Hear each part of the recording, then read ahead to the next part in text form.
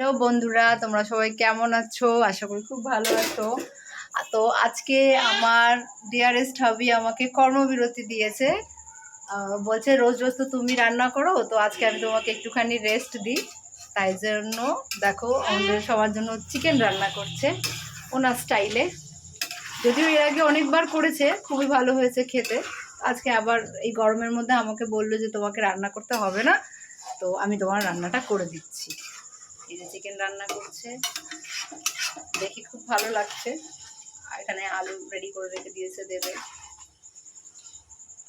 এই যে এত ভালোবাসা বেড়ে গেছে যে আজকে হঠাৎ করে আমাকে বলছে দাও আমি রান্নাটা করে দিই।